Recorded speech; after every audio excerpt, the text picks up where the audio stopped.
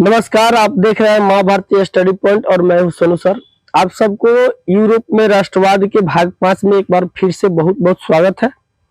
तो आज हम जिन बिंदुओं पर चर्चा करने वाले हैं, हर बार के भांति इस बार भी एक झलक उस पर देख लिया जाए और फिर विस्तार रूप से हम साथ मिलकर चर्चा करेंगे और समझने की पूरी जोर से कोशिश करेंगे। तो जैसे कि आप हेडिंग में देख पा रहे हैं कि इटली का एकीकरण में द्वितीय चरण। तो हमने यूरोप में राष्ट्रवाद के भाग 4 में इटली के एकीकरण के प्रथम चरण में मेजनी ने किस तरह प्रयास किया, इनके बारे में विस्तार रूप से जानकारी हासिल कर चुका है। आज हम लोग इटली का एकीकरण के द्वितीय चरण में किन किन महापुरुषों के योगदान की वजह से इटली का एकीकरण संपूर्ण हो पाया, उन पर विस्तार से हम चर्चा करने वाले हैं। तो देखते हैं कि इटली का एकीकरण में द्वितीय चरण में कौन कौन से महापुरुष ने अपना बढ़ चढ़कर योगदान निभाया और अंततः इटली का एकीकरण में सफलता हासिल की। तो चलिए अब शुरू करते हैं। जैसे एक नंबर में रहेंगे विक्टर इमैनुअल जी, इनके भी बारे में चर्चा करेंगे। उसके बाद दूसरे नंबर में रहेंगे आपके काउंट कावूर जी, इनके भी बारे में विस्तार से जानकारी लेंगे। उसके बाद रहेंगे हमारे गैरीबाल्डी जी। ये वो गैरीबाल्डी जी है जिनकी चर्चा हमारे भारतीय स्वतंत्रता सेनानियों ने किया था जब हम अंग्रेजों से लड़ रहे थे। देखेंगे कैसे कैसे इनका इति रहा है। फिर उसके बाद है इटली का एकीकरण में निम्नलिखित का योगदान। मतलब निम्नलिखित बोले तो काउंट काबूर का योगदान कैसे कैसे रहा, गैरीबाल्डी का योगदान कैसे कैसे रहा, विक्टर इमैनुअल का योगदान कैसे कैसे रहा। तो चलिए अब बिना समय को व्यतीत किए हम अपने कार्य को आगे बढ़ा रहे हैं। तो अभी जो ये हेडिंग में देख रहे हैं विक्टर इमैनुअल, काउंट काबूर, उसके बाद गैरीबाल्डी, तो सबसे पहले हम लोग क्या करें, इन तीनों के स्वभाव के बारे में जानकारी ले लें। तो चलिए अब शुरू करते हैं। विक्टर इमैनुअल, मैं आपसे विक्टर इमैनुअल के बारे में बताना चाहूं तो विक्टर इमैनुअल एक राष्ट्रवादी और गणतांत्रिक विचार के नेता थे। आपने सही सुना, विक्टर इमैनुअल एक राष्ट्रवादी और गणतांत्रिक विचार के नेता थे या शासक थे, वो कह सकते हैं। काउंट काबूर को देखा जाए तो काउंट काबूर भी आपके एक कूटनीतिज्ञ के साथ साथ राष्ट्रवादी और संवैधानिक गणतांत्रिक पर विश्वास करने वाले ये व्यक्ति थे। उसके बाद किया गया गैरीबाल्डी, तो गैरीबाल्डी भी आपके राष्ट्रवादी थे और ये भी गणतंत्रवादी में विश्वास रखते थे। किंतु काउंट काबूर के प्रभाव से इन्होंने बोले तो गैरीबाल्डी जी ने संवैधानिक गणतंत्रवादी पर विश्वास करना शुरू कर दिए। तो ये तो रहा इन तीनों के स्वभाव के हमने बारे में बताया। तो इटली के एकीकरण के द्वितीय चरण को हम लोग बहुत अच्छे से समझ सके, इसके लिए कुछ पृष्ठभूमि का तैयार करना हमारे लिए बहुत ही जरूरी साबित होगा। तो आखिर में कौन से पृष्ठभूमि हम लोग को तैयार करना पड़ेगा, तो मैं आपको बता दूं, जो फ्रांस में 1848 की क्रांति हुई उसके बारे में थोड़ा बहुत जानकारी लेना यहाँ बहुत ही जरूरी रहेगा। तो हम जानते हैं, पूर्व की वीडियो में भी आपको बताया गया है कि जब फ्रांस में क्रांति हुआ है, चाहे वो 1830 की क्रांति हो अथवा 1848 की क्रांति हो, उस क्रांति का प्रभाव पूरे यूरोप में पूरा जोर शोर से देखने को आप सबको मिला होगा। तो यहाँ 1848 ईस्वी में फ्रांस में जो क्रांति हुआ उसका प्रभाव आपके ऑस्ट्रिया पर भी पड़ा, इटली पर भी पड़ा।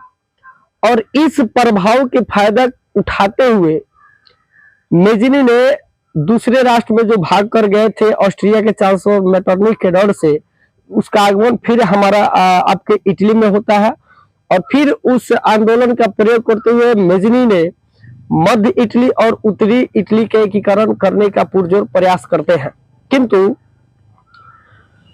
सार्डिनिया पीडमाउंट का जो शासक होता है, जिसका नाम होता है चार्ल्स एल्बर्ट, वो चाहता था कि इटली का एकीकरण हो किंतु हमारे नेतृत्व में हो। दूसरा, हमने ये भी देखा कि जो रोम का शासक पोप था वह चाहता था कि इटली का एकीकरण हो किंतु एक धार्मिक दृष्टिकोण से और हमारे नेतृत्व में हो।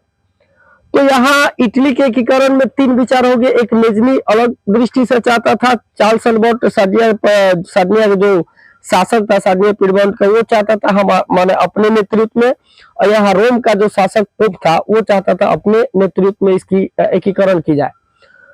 तो यहाँ तीनों के विचार में मतभेद के वजह से इटली मध्य इटली और उत्तरी इटली का जो एकीकरण का मेजिनी सपना देख रहे थे, वो सपना अधूरा ही रह गया। आगे चलकर अर्थात बोले तो कालांतर में जो सार्डिनिया पीडमोंट का शासक चार्ल्स एल्बर्ट जो था उसकी पराजय हुई, और सार्डिनिया पीडमोंट के नया शासक बने आपका विक्टर इमैनुअल जी। कौन बने जी? सार्डिनिया पीडमोंट का नया शासक चार्ल्स एल्बर्ट के बाद कौन बने? तो विक्टर इमैनुअल जी। और विक्टर इमैनुअल के बारे के स्वभाव के बारे में हमने देखा कि विक्टर इमैनुअल राष्ट्रवादी और गणतांत्रिक विचार के धारक थे।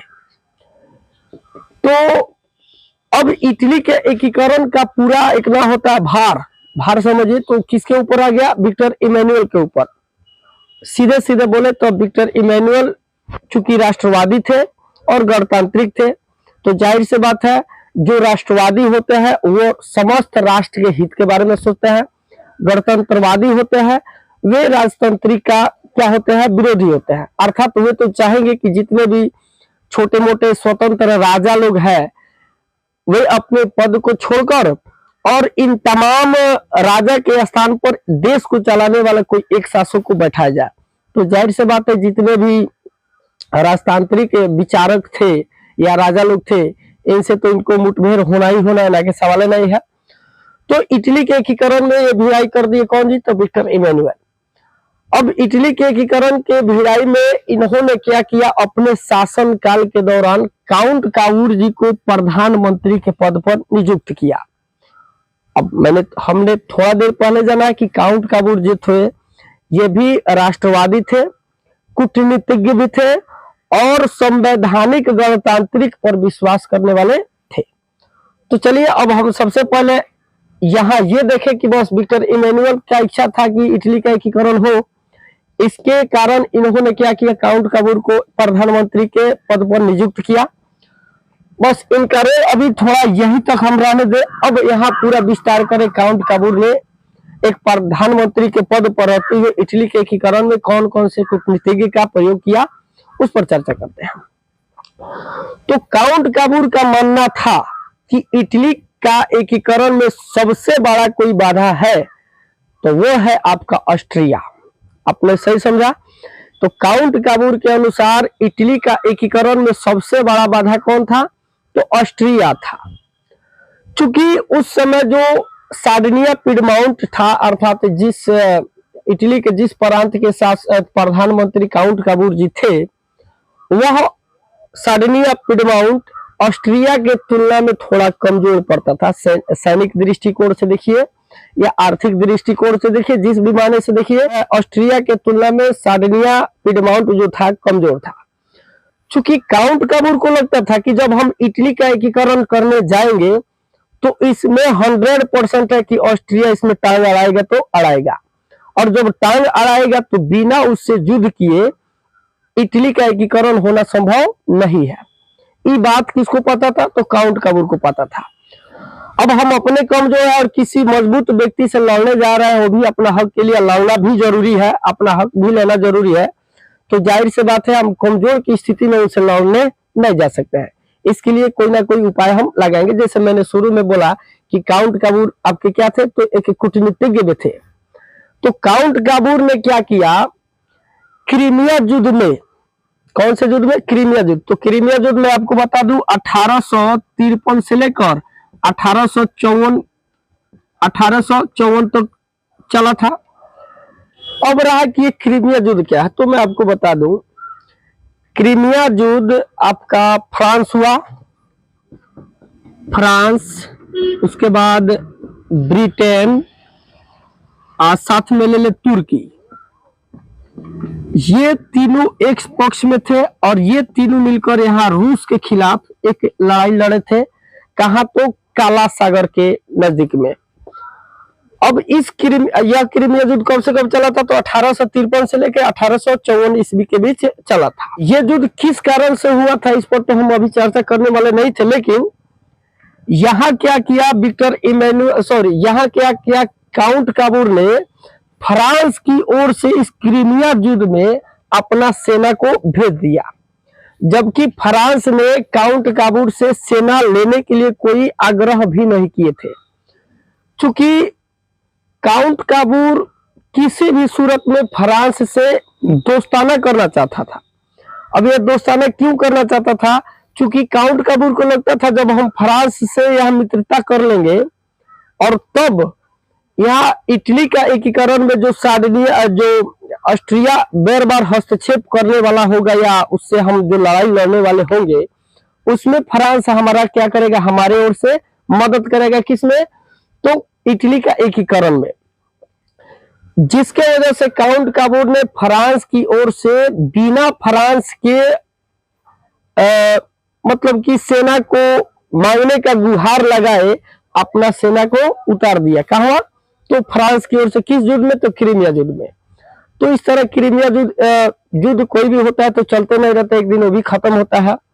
अब जब क्रीमिया युद्ध खत्म हुआ तब युद्ध रोकने का अंतिम विकल्प होता है शांति सम्मेलन, और कोई भी युद्ध बीच में खत्म हो जा रहा है अर्थात कहीं ना कहीं शांति सम्मेलन का प्रस्ताव दोनों पक्षों से निश्चित रूप से आए हैं। तो जब क्रीमिया युद्ध के शांति सम्मेलन हुआ उसमें यहाँ काउंट काबूर जी को क्या किया गया था? आमंत्रित किया गया था। कहा? तो क्रीमिया युद्ध के शांति सम्मेलन में काउंट काबूर को क्या किया गया था? आमंत्रित किया गया था। किसके ओर से? तो फ्रांस की ओर से। अब यहाँ काउंट और उसमें ऑस्ट्रिया भी भाग लिया था।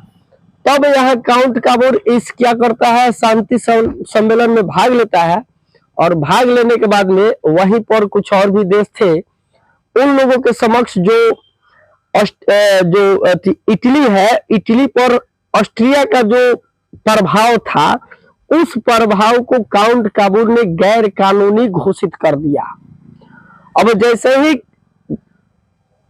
इटली पर ऑस्ट्रिया के प्रभाव को काउंट काबूर ने गैर कानूनी घोषित किया, वैसे ही इटली का जो समस्या था, इटली के एकीकरण में हम लोग काम कर रहे हैं, तो इटली का जो एकीकरण के जो समस्या था वह सिर्फ एक इटली की समस्या ना रहकर पूरे यूरोप का समस्या बन गया। जैसे मैं आपको बता दूं कि जब हमारे देश में कांग्रेस की सरकार थी तब जो पाकिस्तान है वो बेर बेर क्या करता था? इंडिया के फौजियों का गला काट के लेकर चला जाता था, इंडिया में तरह तरह के काम को करता था।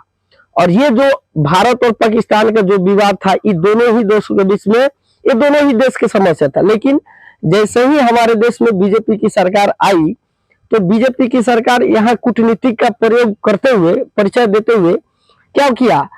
भारत और पाकिस्तान का जो समस्या था या पाकिस्तान में जो आतंकवादी की जो बढ़ावा देने का जो बात था, बीजेपी सरकार ने क्या किया? पाकिस्तान और भारत की जो समस्या था, इस समस्या को ना सिर्फ भारत और पाकिस्तान में सीमित रहने दिया बल्कि ये दोनों देश की समस्या को पूरा विश्व का समस्या बना दिया, ताकि विश्व के लोग जाने कि पाकिस्तान किस दृष्टि का या किस नियत का देश है, ताकि हम उस पर जब उसकी जवाबी कार्रवाई में कुछ काम करें तो दुनिया का दूसरा देश हमारे विपक्ष में खड़ा ना हो।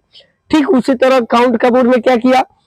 जो इटली का समस्या था, और इटली में जो क्या बोलते हैं, सीधे बोलिए, जो इटली का समस्या था एकीकरण का, वह समस्या सिर्फ इटली का ना रहकर पूरे यूरोप का समस्या बन गया। अब इस क्रीमिया युद्ध के शांति सम्मेलन के कुछ समय बाद फ्रांस मतलब काउंट काबूर ने क्या किया? फ्रांस के बीच एक संधि की, और उस समय फ्रांस के शासक थे नेपोलियन III। तो कुल मिलाकर हम यह कह सकते हैं कि क्रीमिया युद्ध के शांति सम्मेलन के बाद इटली का एकीकरण को मद्देनजर रखते हुए काउंट काबूर ने फ्रांस से एक प्रकार के संधि की। उस समय फ्रांस का शासक आपके कौन थे? तो नेपोलियन III। तो संधि किस प्रकार की हुई? तो संधि इस प्रकार की हुई कि जब यानी काउंट काबूर ने बोले जब हम ऑस्ट्रिया से युद्ध करने जाएंगे तो आप अपना सेना को मेरे ओर से उस युद्ध में उतारना। ठीक है, कौन बोला? तो काउंट ने बोला। किससे बोला? तो फ्रांस से बोला। क्या बोला? कि जब हम ऑस्ट्रिया से युद्ध करने जाएंगे तो फ्रांस जी जो आप है, अर्थात नेपोलियन जी, आप अपना सेना को मेरे ओर से उस युद्ध में उतारना। इसके बदले हम आपको 2 प्रांत देंगे। उस प्रांत का नाम है आपका नीस और सेवाय। कौन कौन सी? तो नीस और सेवाय। तो ये 2 प्रांत देने का वादा कौन किया? तो काउंट ने। किस दृष्टि से किया?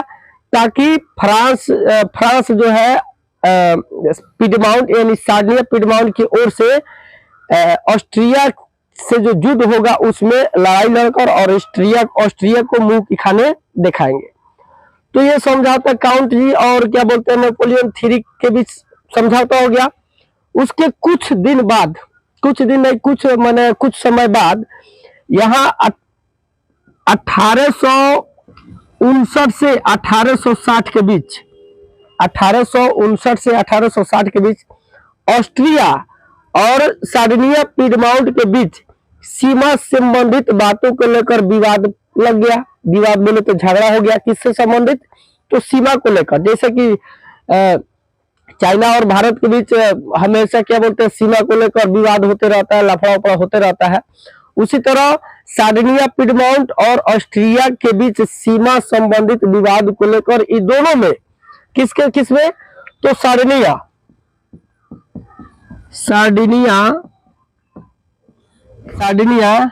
पिडमाउंट और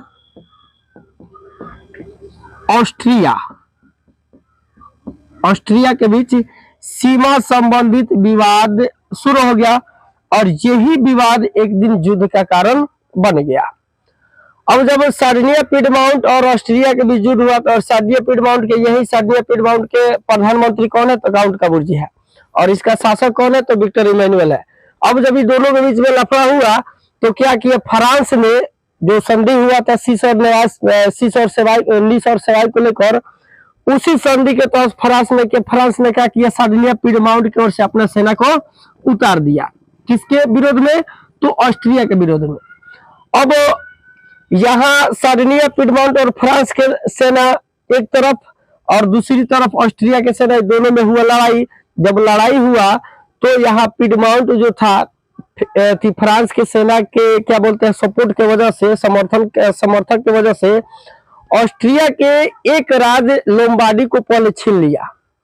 लोम्बार्डी पर पहले क्या किया, कब्जा कर दिया। उसके बाद फिर युद्ध आगे बढ़ते रहा। फिर दूसरे चरण में क्या किया, सार्डिनिया पिडमाउंट ऑस्ट्रिया का जो वेनेसिया था, हमने उधर पढ़ा था पिछले वीडियो में, वेनेसिया पर भी अपना क्या किया, अधिकार कर लिया। तो कुल मिला के देखे तो सीमा विवाद को लेकर 1859 से और 1860 के बीच सार्डिनिया पिडमाउंट और क्या बोलते हैं ऑस्ट्रिया के बीच जो लफड़ा हुआ, युद्ध हुआ, उस युद्ध में सार्डिनिया पिडमाउंट ने पहले लोम्बार्डी, उसके बाद वेनेसिया पर अपना अधिकार को क्या किया, कायम कर लिया। अब ये युद्ध इतना ना विकराल होते जा रहा था और लोग जानता बोले तो इतना ना काउंट काबूर को समर्थन कर रहे थे, दे रहे थे, बोले तो राष्ट्रवादी भावना इतना ना तेजी से फैल रहा था कि फ्रांस को डर लगने लगा कि रे इतना ना तेजी से बढ़ रहा है, कहीं हमरों पर 20 पड़ल शुरू ना कर दे। अब फ्रांस क्या किया, इन दोनों के बीच जो लफड़ा चल रहा था उनके समझौता कराया और इस समझौता में जो सार्डिनिया पिडमाउंट लोम्बार्डी और वेनेसिया को हथिया लिया था, उस समझौते में क्या किया गया कि लोम्बार्डी को पिडमाउंट को दे दिया गया। किसको? तो लोम्बार्डी को पिडमाउंट को दिया गया और वेनेसिया जो था, वेनेसिया पर यहाँ ऑस्ट्रिया का ही प्रभाव कायम रहा। तो इस तरह देखा जाए तो उस समय जो इटली था, इटली में लोम्बार्डी मिल जाने की वजह से इटली का विस्तार बढ़ गया और थोड़ा ताकत भी हो गया। किसका? तो इटली काउंट काबूर थोड़ा ताकतवर महसूस भी करना शुरू कर दिए। लेकिन काउंट काबूर का यहाँ उद्देश्य न था कि बस लोम्बार्डी अगर बस उतना हम शांत करें ना, काउंट काबूर चाहता था कि उत्तरी और मध्य इटली के साथ साथ समस्त इटली का क्या हो, एकीकरण हो। तो फिर यहाँ केवल अभी काउंट जी को कौन सा राज्य हासिल बने, प्रांत हासिल हुआ, तो लोम्बार्डी। और फिर दूसरा बार प्रयास करेगा क्या करने के लिए, तो मध्य और उत्तरी इटली के साथ साथ अन्य इटली को भी क्या करने के लिए, एकीकरण के लिए प्रयास किया। तो फिर प्रयास में अब क्या किया, थोड़ा इसका ताकत भी बढ़ गया था, किसके वजह से, तो लोम्बार्डी इसके देश में आ गया था, शामिल हो गया था, इससे इसके वजह से काउंट जी का ताकत भी बढ़ गया था। अब यहाँ काउंट जी ने फिर फ्रांस के साथ एक और संधि किया। अब उस संधि में यह हुआ कि फ्रांस जी इस बार आप मेरे ओर से लड़ाई लड़ने मत आइएगा, बस आप इतना ही कीजिएगा कि जब हम ऑस्ट्रिया से लड़ाई लड़ने जाएंगे उस समय आप हम लोगों के बीच में किसी के भी ओर से लफड़ा में मत पड़िएगा। उसके लिए मैं आपको एक सवाई दूंगा। मैंने सवाई क्या है, तो सवाई फिर वही किसका आप क्या बोलते हैं, तो इटली का कोई मतलब प्रांत है, सवाई मैं आपको दूंगा। और इस संधि पर फ्रांस ने क्या किया, स्वीकार कर लिया। लेकिन फ्रांस ने एक वादा एक तय किया किससे, तो काउंट जी से, कि आप इटली का एकीकरण करने, मध्य इटली और उत्तरी इटली का एकीकरण करने जा रहे हो तो हमसे उसको दिक्कत ना है, लेकिन एक शर्त ये रहेगा कि वहां की जनता विलय होना चाहे अर्थात एकीकरण करना चाहे तब ही कराइएगा, यदि जनता ना चाहे तो जबरदस्ती आपको कुछ करवाने की जरूरी ना है। तो काउंट काबूर चूंकि कूटनीतिज्ञ था, यह समझता था, इसको पता था कि वहां के तो जनता उत्तरी इटली और मध्य इटली के तो जनता चाहबे कर रही है कि इटली का एकीकरण हो जाए, तो हम इस बात को क्या करें, मान ले। तो काउंट जी ने क्या किया, फ्रांस के ये जो शर्त था उसको क्या किया, स्वीकार कर लिया। और स्वीकार करने के बाद फिर भिड़ाई कर दिया किस पर, तो जो मध्य इटली और उत्तरी इटली था उस पर भिड़ाई कर दिया। यानी टुकुर टुकुर है जो ऑस्ट्रिया है मुंह देखते रह गए, चूंकि इनको डर था कि फिर हम जा रहे हैं उसको काउंट काबूर को मना कर रहे या उसको रोकने जा रहे, एकीकरण में हस्तक्षेप करने जा रहे हैं, तो फिर फ्रांस आएगा किसके ओर से, तो पिडमाउंट की ओर से हमको उठा पटकेगा, इसलिए हम वहां ना जाए। तो इस तरह काउंट ने क्या किया, आपका 1860 से 61 के बीच में, 1860 से 61 के बीच में मध्य इटली तथा उत्तरी इटली का एकीकरण कर दिया। और एकीकरण कराने के बाद में जनता का क्या किया, संग्रह कराकर, इकट्ठा कराकर, ठीक है, और इसकी सहमति भी फ्रांस को दिलवा दी कि देखिए यहाँ की जनता जो है हमारे साथ मिलना चाहती है। तो इस तरह हमने देखा कि मध्य इटली और उत्तरी इटली के एकीकरण में काउंट काबूर ने किस तरह अपना योगदान को दिया और उन्होंने अपने सफलता को भी हासिल किया। अब चलते हैं इसमें, अब गैरीबाल्डी जी का स्थान आएगा। उधर मध्य इटली और उत्तरी इटली के एकीकरण में कौन बुरा था, तो काउंट काबूर था। और इधर जो दक्षिण इटली था, इस दक्षिण इटली में गैरीबाल्डी दक्षिणी इटली के एकीकरण में गैरीबाल्डी अपना महत्वपूर्ण योगदान को निभा रहे थे, ठीक है। कौन, तो गैरीबाल्डी के स्वभाव के बारे में हम लोग उधर देखे कि गैरीबाल्डी एक गणतांत्रिक और राष्ट्रवादी नेता था। वह गणतंत्र में विश्वास करता था। हाँ, एक चीज और, गैरीबाल्डी जो था वो पेशे से एक नाविक था। तो दक्षिण इटली के एकीकरण में इन्होंने क्या किया, अपने सेवकों का एक सशस्त्र सेना की टुकड़ी बनाई। सशस्त्र बोले तो शस्त्र के साथ अर्थात हथियार से लैस इन्होंने अपने सेना का कुछ टुकड़ी बनाई। और टुकड़ी बनाने के बाद इन्होंने दक्षिण इटली के उस समय सिसिली और नेपल्स के जो रियासत थे, उन दो रियासतों पर इन्होंने क्या किया, आक्रमण किया। और आक्रमण करने के बाद इन दो सिसिली और नेपल्स के दो प्रांतों को हथिया भी लिया। चूंकि वहां के जो जनता थे, चूंकि सिसिली और नेपल्स में वहां बूर्बो वंश का कोई शासक पहले से कार्य कर रहा था। और वे जो बूर्बो वंश का जो शासक था वो निरंकुशवादी था, प्रतिक्रियावादी भी था। तो वहां के जनता उनके अत्याचारों से उब गई थी, तंग आ गई थी, जिसकी वजह से सिसिली और नेपल्स के जनता ने गैरीबाल्डी का खूब बढ़िया से स्वागत किया और बोला कि आइए आप। मैंने लोगों ने सिसिली और नेपल्स के लोगों ने गैरीबाल्डी को एक शासक के रूप में स्वीकार किया। दक्षिण इटली के सिसिली और नेपल्स पर अधिकार करने के बाद 1862 ईस्वी में गैरीबाल्डी ने, जो रोम बोला गया था आपको, रोम पर क्या किया, चढ़ाई किया। किस कारण से, तो एकीकरण के लिए, उसको इटली में विलय के लिए रोम पर क्या किया, चढ़ाई किया। लेकिन जब रोम के लिए चढ़ाई किया तो क्या किया, जो काउंट काबूर है, काउंट काबूर गैरिबाल्डी के ये जो अभियान था 1862 ईस्वी में रोम पर चढ़ाई करना, गैरिबाल्डी के इस अभियान को काउंट काबूर ने विरोध किया और रोम के रक्षा के लिए, रोम के रक्षा के लिए अपना सेना को भेज दिया। और उसी समय प्रथम बार काउंट काबूर और गैरिबाल्डी का क्या हुआ, मिलाप हुआ, अभी मुलाकात हुआ। तो यहाँ हालांकि ये दोनों के विचार मिलता जुलता नहीं था, क्योंकि ये काउंट काबूर जो था संवैधानिक गणतांत्रिक का समर्थक था, जबकि ये जो गैरिबाल्डी थे ये पूर्ण रूप से गणतांत्रिक का समर्थक थे। लेकिन इनके कुछ नीति से प्रभावित होकर ये गैरिबाल्डी भी गणतांत्रिक, संवैधानिक गणतांत्रिक के समर्थन बन गए। और उसके बाद विक्टर इमैनुअल ने गैरिबाल्डी को दक्षिण इटली के जितने भी रियासत थे उन रियासतों को शासक बनाने के लिए विक्टर इमैनुअल ने गैरिबाल्डी को क्या किया, आमंत्रण किया कि गैरिबाल्डी आप क्या करो, जो दक्षिण इटली का जो प्रांत अभी हमारे हाथ में है, आप वहां का शासक बनो और मेरे प्रतिनिधित्व का क्या करो, सरकार चलाओ। लेकिन गैरिबाल्डी ने विक्टर इमैनुअल के ऐसे प्रस्ताव को अस्वीकार कर दिया।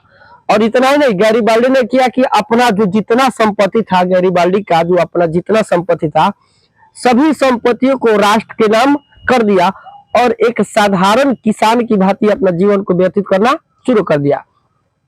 गैरिबाल्डी के इसी त्याग और बलिदान का हमारे भारतीय स्वतंत्रता सेनानियों ने, हमारे भारतीय स्वतंत्रता सेनानियों ने अंग्रेज के विरुद्ध जो लड़ाई लड़ रहे थे, वहां जनता ज्यादा से ज्यादा मिले और वहां स्वतंत्रता सेनानी ज्यादा से ज्यादा बढ़े और पूरा बल से काम करे, जोर से काम करे। इस गैरिबाल्डी के चरित्र का क्या करे थे, यहाँ बखान करे थे, ताकि लोगों में राष्ट्रवादी भावना क्या करे, भारत के लोगों में राष्ट्रवादी भावना फैले और ज्यादा से ज्यादा लोग इस स्वतंत्रता संग्राम में भाग ले, ताकि हम जल्दी से जल्दी अंग्रेजों को यहाँ से उठाकर बाहर फेंक दे। इतना ही नहीं, गैरिबाल्डी के इस त्याग और बलिदान की वजह से लाला, हमारे जो राष्ट्र के स्वतंत्रता सेनानी थे लाला लाजपत राय ने इनकी गैरिबाल्डी की क्या की, जीवनी को लिखी। तो यहां तक हमने देखा कि अब कुछ ही राज्य इटली के एकीकरण के लिए कुछ ही राज्य बच गया है। कौन कौन? तो एक रोम, क्योंकि रोम को भी क्या, यहाँ गैरिबाल्डी रोम को भी एक इटली में विलय के लिए अपना अभियान को जारी किए थे, किस कब, 1862 ईस्वी में। लेकिन यहाँ क्या किए, काउंट काबूर ने इस गैरिबाल्डी के इस अभियान का विरोध करते हुए रोम की रक्षा के लिए अपना सेना को भेज दिया और इसी बार काउंट काबूर गैरिबाल्डी की मुलाकात पर संवाद हुआ। फिर काउंट काबूर के प्रभाव में आकर गैरिबाल्डी ने भी गणतांत्रिक, संवैधानिक गणतांत्रिक का स्वीकार कर लिया। स्वीकार करने के बाद विक्टर इमैनुअल ने गैरिबाल्डी को दक्षिण के कुछ रियासतों के शासक बनाने के लिए प्रस्ताव रखा, लेकिन गैरिबाल्डी ने इस प्रस्ताव को स्वीकार कर दिया और क्या किया, जो अपना संपत्ति को पूरा संपत्ति को राष्ट्र के नाम करके एक सामान्य किसान की भांति जीवन जीना शुरू कर दिया। तो यहाँ अभी बच गया है, एक रोम बच गया है जो अभी तक इटली में विलय नहीं हुआ। उसके साथ साथ वेनेशिया भी बच गया है। कौन बच गया है? तो वेनेशिया भी बच गया है। अब ये दो प्रांत बच गया है, दो इटली में अभी तक एकीकरण नहीं हुआ है। अब इसी दौरान 1862 ईस्वी में किसी दुर्भाग्यवश क्या हुआ, गैरिबाल्डी जी का मृत्यु हो गया। अर्थात काउंट काबूर का मृत्यु हो गया। अर्थात काउंट काबूर ने समस्त इटली का एकीकरण नहीं देख सका। अब इधर गैरिबाल्डी भी अपना सब कुछ त्याग कर एक सामान्य किसान की भांति अपना जीवन को बिता रहे हैं। अब ये जो बच गया रोम और क्या बचा, वेनेशिया, इन दोनों का एकीकरण कौन करेगा? तो यहाँ स्वयं अब विक्टर इमैनुअल जी अपने नेतृत्व में करेंगे। तो मैं फिर आपसे बता दूं, रोम और वेनेशिया का एकीकरण कौन करेगा? तो विक्टर इमैनुअल जी अपने नेतृत्व में खूब करेंगे। अब ये जो दो राज्य था, वेनेशिया और रोम और वेनेशिया, तो यहाँ जो रोम था, कौन? रोम। यहाँ का शासक उस समय था पोप। कौन था? पोप। और पोप का पूरा रक्षा करने वाला कौन था? फ्रांस था। यहाँ पर फ्रांस का जो शासक नेपोलियन III था, यह इसकी संरक्षण दिए हुआ था। तो अब यहाँ विक्टर इमैनुअल को पता था कि जब हम रोम को जाएंगे इटली में विलय कराने, तो रोम का जो शासक पोप है, इससे और नेपोलियन III से खूब मित्रता दोस्ताना है, और ये क्या करेगा, पोप रोम की ओर से सेना हमारे विरोध में जरूर भेजेगा।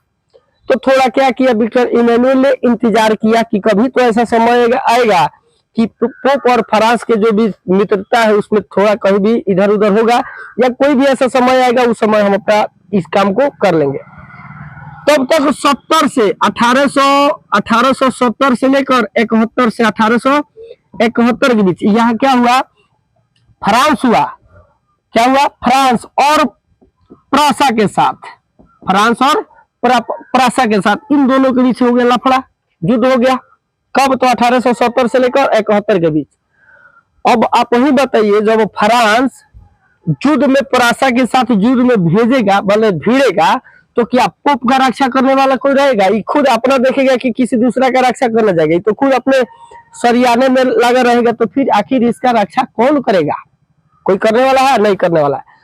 अब इसी युद्ध का फायदा उठाते हुए विक्टर इमैनुअल जो था वो क्या किया, रोम पर चढ़ाई कर दी, चूंकि उसको लगता था कि फ्रांस जो इनका मदद करे वाला तो खुद युद्ध में बात, इनका मदद क्यों करे, आई है ना, तो चलो इनका पर क्या करो, भिड़ाई करो। अब क्या किया विक्टर इमैनुअल, रोम पर चढ़ाई कर दिया। अब उस समय तक जो थी विक्टर इमैनुअल के जो सेनाएं थी बहुत शक्तिशाली हो गई थी।